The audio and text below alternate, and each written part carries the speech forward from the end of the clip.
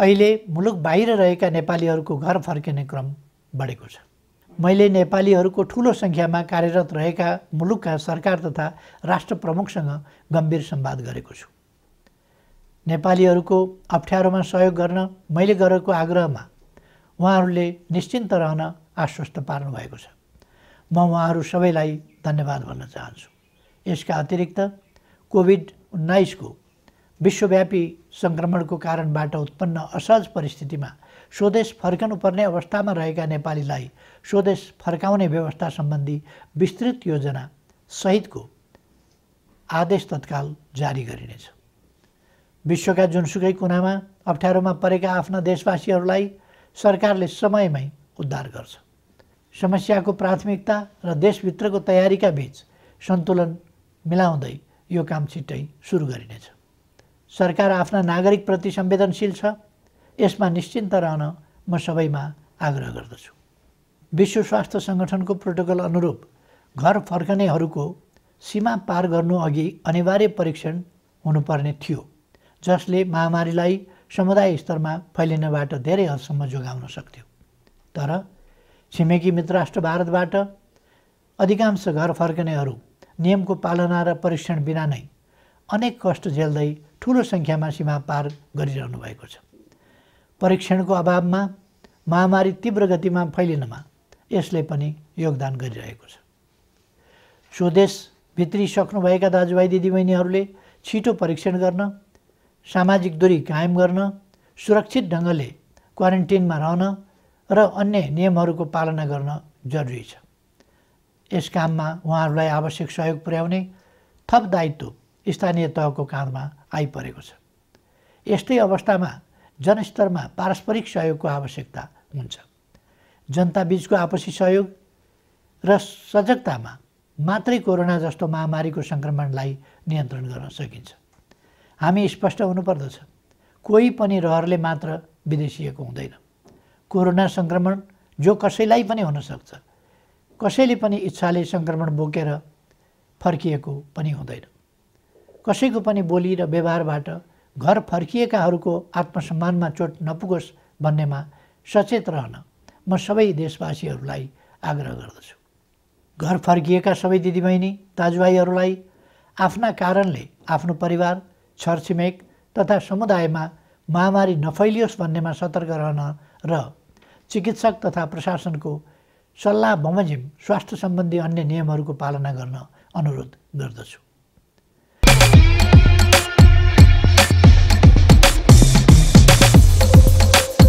आदरणीय दिदीबहिनी तथा दाजुभाइहरू, आज विश्व कोरोना भाइरसको महामारीबाट आक्रान्त छ र यसका विरुद्धको लडाइँमा सरिक छ र त्यसका विरुद्ध हामी पनि लडिरहेका छौँ।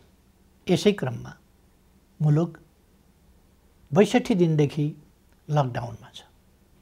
कुनै मानवीय क्षति नहोस् भन्ने हाम्रो अथक प्रयासका बावजुद यसबीचमा नेपालभित्र हाम्रा 3 जना नागरिकको दुःखद निधन भएको छ। उहाँहरूसहित कोरोना भाइरसद्वारा स्वदेश तथा विदेशमा भएको मानवीय क्षतिप्रति दुःख व्यक्त गर्दछु र शोकाकुल परिवारजनमा म गहिरो समवेदना व्यक्त गर्दछु। बन्दाबन्दी आगामी जेठ 20 गतेसम्म जारी छ। यसले गर्दा हाम्रो समग्र अर्थतन्त्र र सम्पूर्ण देशवासीमा पुग्न गएको अप्ठ्यारोप्रति सरकार गम्भीर र संवेदनशील छ। कोरोना महामारीबाट जनतालाई मुक्त गर्ने, यसबाट सिर्जित सङ्कटबाट मुलुकको अर्थतन्त्रलाई रक्षा गर्ने र रोग तथा भोगबाट आफ्ना जनतालाई जोगाउने कामलाई सरकारले आफ्नो प्रमुख दायित्व ठानेको छ। दाजुभाइ तथा दिदीबहिनीहरू, 1 महिना अघि सम्बोधनका क्रममा मैले आउने साताहरू अझ चुनौतीपूर्ण हुने बताएको थिएँ। फागुन 3 गतेदेखि चैत 29 गतेसम्म झन्डै 2 महिनासम्म सङ्क्रमितको सङ्ख्या दोहोरो अङ्कमा ननाग्नु र मानवीय क्षति बेगर बन्दाबन्दीको पालना हुनुले विश्व स्वास्थ्य सङ्गठनले हाम्रो मुलुकलाई अति जोखिमको तहमा प्रगति भएको बताएको थियो। तर नयाँ वर्षको पहिलो हप्ता बितेसँगै महामारीको सङ्क्रमण फेरि विस्तार हुन थाल्यो। यति बेला सङ्क्रमितहरूको सङ्ख्या 600 नागेको छ।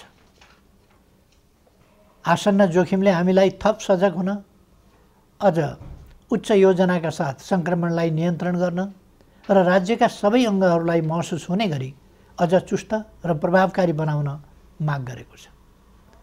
यस महामारीलाई नियन्त्रण गर्न प्रारम्भिक दिनका तयारीमा केही अलमल जस्तो देखिए तापनि हालसम्म आइपुग्दा हामीले लिएका कदमहरू सफल भएका छन्। लकडाउनले जीवनलाई असहज त बनाएको छ, तर यसले सामाजिक दूरी कायम गर्न, केसहरू पहिचान गर्न, आइसोलेसनमा राख्न र सम्पर्कित व्यक्ति पत्ता लगाउन मद्दत पुर्याएको छ।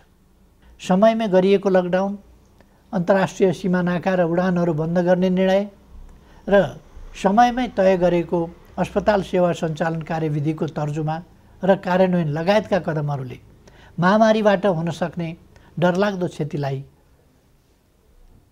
जोगाएको छ। यसबीचमा 2 महिनाका शिशुदेखि 81 वर्षीय वृद्धासम्मलाई निको पार्न सकिनुलाई उपलब्धिका रूपमा लिइनुपर्दछ। यसरी दक्षिण एसियाका कतिपय मुलुकहरूको तुलनामा नेपालमा महामारी नियन्त्रणको स्थिति प्रभावकारी छ, तर त्यो ढुक्क भएर बस्ने स्थितिमा भने छैन। कोरोना विरुद्धको हाम्रो लडाईँ निकै चुनौतीपूर्ण र लामो छ भन्ने यथार्थप्रति सरकार सचेत छ। आपूर्तिका सीमित स्रोत भएका कारण औषधि र स्वास्थ्य उपकरणको खरिदमा सिर्जना भएका केही अप्ठ्याराहरू हल भएका छन्। एकमात्र प्रयोगशालाबाट सुरु भएको कोभिड-19 को परीक्षणलाई 7वटै प्रदेशसम्म विस्तार गर्दै 20 भन्दा बढी प्रयोगशालाबाट अहिले तीव्र बनाइएको छ। परीक्षणको दायरालाई विस्तार गर्न किट तथा औषधिको प्रबन्ध द्रुत गतिमा गरी यसलाई यथाशीघ्र अझै उन्नत बनाइनेछ।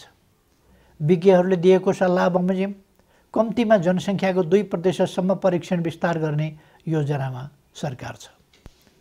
प्रत्येक स्थानीय तहलाई कोभिड-19सँग जुझ्न सक्ने गरी स्वास्थ्य सुरक्षा, स्वास्थ्य सेवा, आधारभूत वस्तुहरूको आपूर्ति र शान्ति सुव्यवस्था कायम गर्न सक्ने तुल्याउन सङ्घ र प्रदेशबीचको सहकार्यलाई थप प्रभावकारी बनाइनेछ। खास गरी क्वारेन्टाइनको प्रबन्ध, राहत वितरण, आपूर्ति प्रणालीको व्यवस्थापन र अनुगमनमा स्थानीय तहलाई सक्षम पार्ने गरी साझेदारी अघि बढाइनेछ। क्वारेन्टाइनको सङ्ख्या बढाउने र त्यसको स्तरमा पुनरावलोकन गरी व्यापक सुधार गरिनेछ। आवश्यकता अनुसार बन्द अवस्थामा रहेका होटल तथा उपयुक्त सार्वजनिक संरचनाहरूलाई समेत क्वारेन्टाइनको रूपमा प्रयोग गर्ने बारेमा समेत योजना बनाइएको छ। केन्द्रीय योजना र स्थानीय तहको व्यवस्थापनमा सङ्क्रमित नागरिकको स्वास्थ्योपचार र क्वारेन्टाइनमा राखिएका व्यक्तिहरूको खानपान तथा हेरचाह व्यवस्थित गरिनेछ।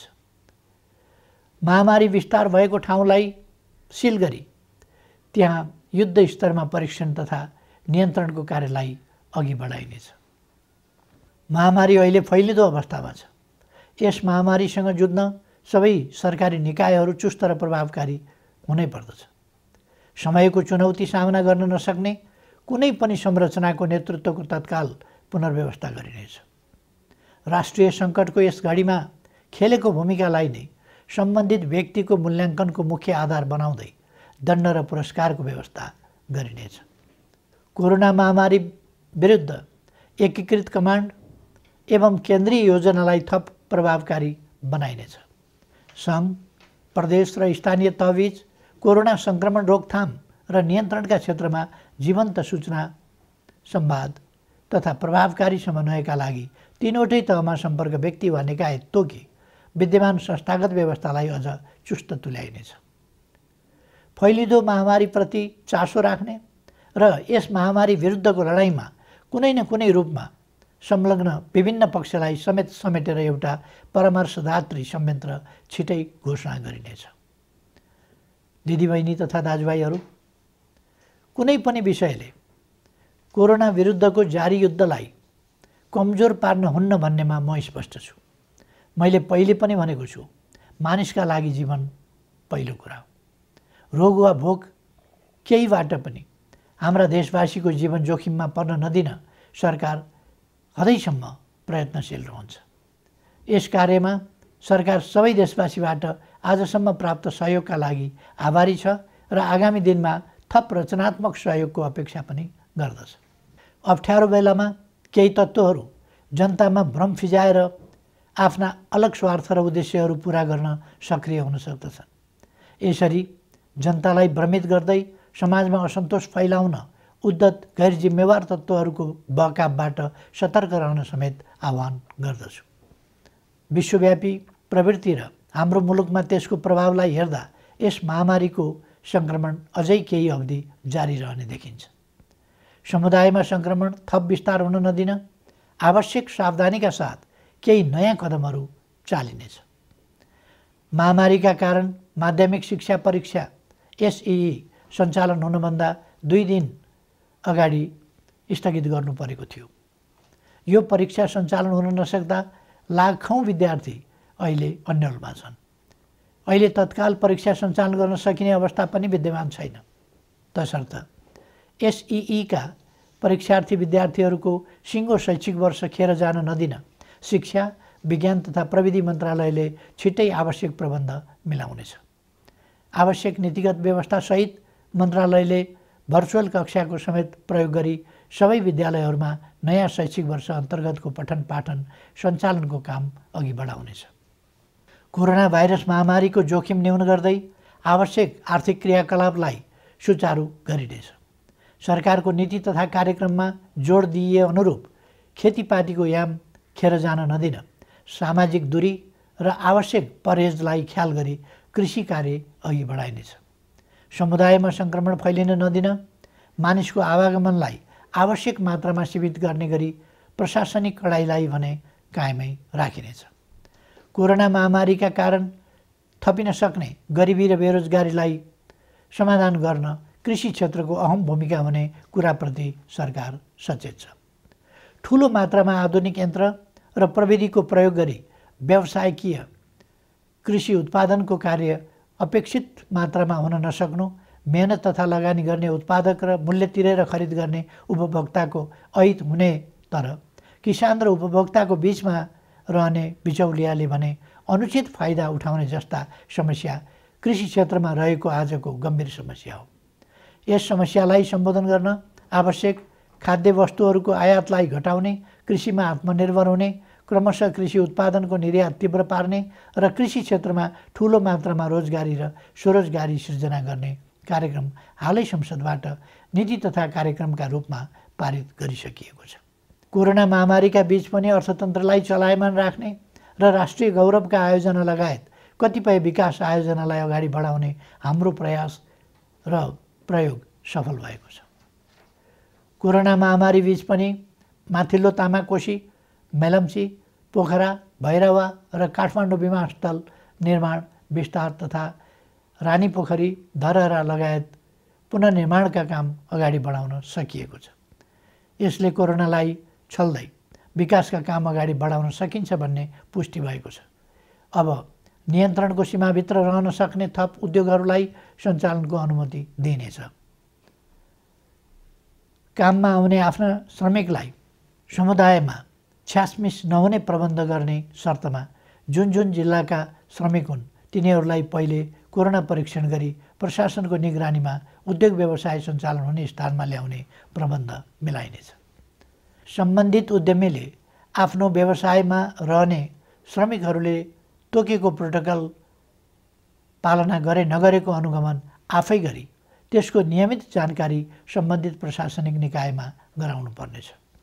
यसको प्रभावकारिताको आधारमा क्रमशः थप व्यवसाय सञ्चालनको प्रक्रिया अघि बढाइनेछ। दैनिक आवश्यक वस्तुहरूको आपूर्ति सहज तुल्याउने र आन्तरिक उत्पादन वृद्धिका लागि कच्चा पदार्थदेखि उत्पादित वस्तुको बजारसम्मको श्रृङ्खला अवरुद्ध हुन दिइने छैन। आवश्यक वस्तुहरूको आन्तरिक ढुवानी र आयात निर्यात सहज बनाइनेछ। कोरोना महामारीको असरबाट क्षति भएका औद्योगिक व्यावसायिक क्षेत्रका लागि राहत सुविधाको व्यवस्था सरकारले गर्नेछ। यस्ता सुविधामा कर सहुलियत, शुल्क मिनाहा, कर्जाको ब्याज सहुलियत, सहज ऋणको उपलब्धता एवं विद्युत लगायतका क्षेत्रमा दिइने छुटहरू पर्नेछन्। निजी क्षेत्र सबल नहुँदा अर्थतन्त्र सबल हुन सक्दैन भन्ने यथार्थलाई सरकारले राम्रोसँग बुझेको छ। शिथिल बन्न पुगेको अर्थव्यवस्थालाई दुरुस्त गर्न आवश्यक आर्थिक पुनरुत्थान सम्बन्धी विस्तृत प्रस्ताव अर्थ मन्त्रालयले छुट्टै जारी गर्नेछ। यस अप्ठ्यारो समयमा अपाङ्गता भएका व्यक्ति वा अन्य कसैको पनि राज्यले उपलब्ध गराउँदै आएको सामाजिक सहायतामा कटौती गरिने छैन। सामाजिक सुरक्षाको दायरा फराकिलो पारिनेछ। योगदानमा आधारित सामाजिक सुरक्षा प्रणालीलाई परिमार्जन गरिनेछ। यस प्रणालीमा आबद्ध सबै श्रमिकहरूको सामाजिक सुरक्षा कोषमा गर्नुपर्ने योगदान रकम हाललाई सरकारी कोषबाटै मिलान गरिनेछ।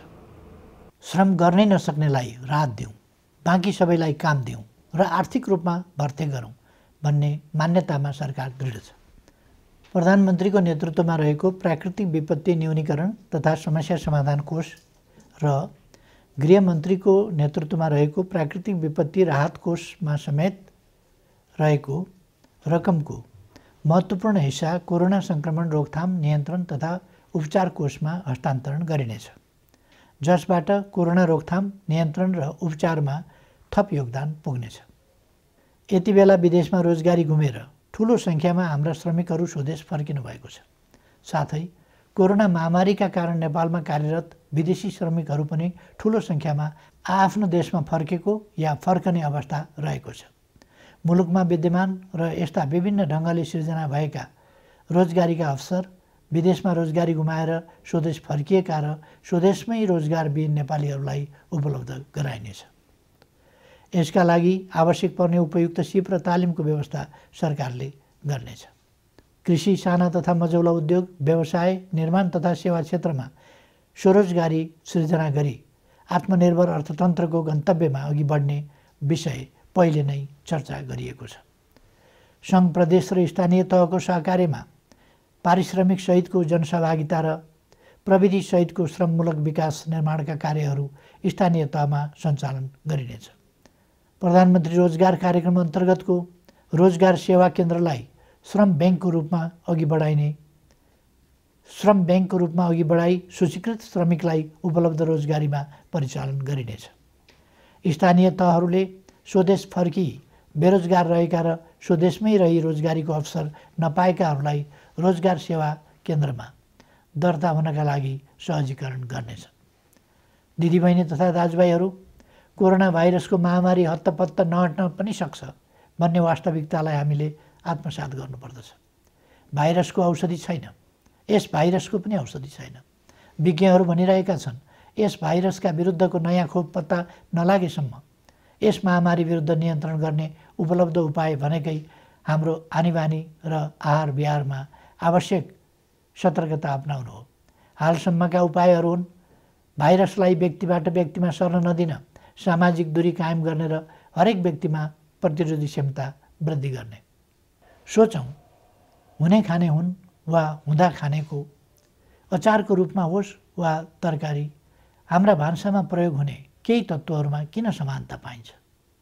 किनकि त्यसमा औषधीय तत्त्व छ। हाम्रा पूर्वजहरूले हजारौँ वर्ष अगाडिदेखि गहिरो अनुसन्धान गरेर प्रचलनको रूपमा अगाडि सारेका, हाम्रो भान्सामा प्रयोग हुँदै आएका ती औषधीय तत्त्वले रोगको प्रतिरोध क्षमता बढाउन बल पुर्याइरहेका छन्। तसर्थ निरोगी नेपाल निर्माणका लागि 5 कार्य गर्न आग्रह गर्दछु। पहिलो, यस महामारीसँग लड्दै निरोगी नेपाल निर्माणमा आफूलाई तयार राख्न उपलब्ध आहारलाई स्वच्छ र सन्तुलित बनाऊ। दोस्रो, लकडाउनको समयमा उपलब्ध फुर्सदलाई स्वस्थ रहन उपयोग गरौँ। शारीरिक र श्वास प्रश्वासको चुस्तताको लागि घरैभित्र व्यायामलाई निरन्तरता दिउँ। तेस्रो, भाइरस फोहोरमा रमाउँछ। आफ्नो शरीर र वासस्थान दुवैको सरसफाइमा एकदमै ध्यान दिउँ। चौथो, स्वस्थ रहनका लागि पर्याप्त आराम आवश्यक छ, यसमा ध्यान दिउँ। पाँचौँ, उच्च मनोबल कायम राखौँ। भय र त्रास, चिन्ता र आशंकाले रोगव्याधिका विरुद्धको लडाइँमा कमजोर तुल्याउँछ। कोरोना भाइरसबाट जीवन गुमाउनेको सङ्ख्या प्रतिशतमा हेर्ने हो भने हामीले सामान्य ठानेका मौसमी रुगाखोकीबाट मर्नेको भन्दा कम छ भन्ने त तथ्याङ्कले नै बताएको छ। नबोलौँ, हरेक चुनौतीको सामना गरेर नै मानव जाति आजको स्थानमा आइपुगेको हो। मानव जातिले सभ्यताको इतिहासमा असाधारण प्रतिकूलताहरूको सामना गरेको छ। हिमयुग जस्ता अनेक कठिन समय पार गरेको छ। औषधि र अस्पताल नै नभएको बेलामा समेत अनेकन महामारीहरूको सामना गरेर अघि बढेको छ। मैले पहिले पनि चर्चा गरेको छु, चुनौतीको सामना गर्ने, लडेको ठाउँबाट धुलो टकटकाउँदै उठ्ने र अघि बढ्ने नेपालीको चरित्र हो। हाम्रो आनीबानी र खानपिन ठिक हुँदा हामी जोगिन्छौँ र कोरोनालाई पराजित गर्न सक्छौँ। त्यसैले सकारात्मक सोच राखौँ। सरकारले यसलाई निरोगी नेपाल निर्माण अभियान भनेको छ। निरोगी नेपाल निर्माणलाई मूल स्वास्थ्य नीति बनाएको छ। प्रकृति मैत्री स्वच्छ जीवन प्रणाली प्रवर्धन गरी नेपालीको रोग प्रतिरोधी क्षमता वृद्धि गर्न निरोधात्मक कार्यक्रम सञ्चालन गर्ने नीति अघि सारिएको छ। हाल कोरोना महामारी विरुद्ध सबै सामर्थ्य लगाउने र कोरोना मुक्त नेपालको स्वास्थ्य सेवामा प्रतिरोधात्मक र उपचारात्मक विधि अवलम्बन गर्न सरकार प्रतिबद्ध छ। नेपालीहरूको मनोबल उच्च छ र प्रतिरोध क्षमता पनि असाधारण छ। यस महामारीलाई सरकारले अघि सारेका विभिन्न उपायहरूसहित आफ्नो उच्च मनोबल र प्रतिरोध क्षमताका साथ पराजित गर्नेछौँ भन्ने मैले विश्वास लिएको छु। सबैमा सुस्वास्थ्यको कामना गर्दछु। धन्यवाद।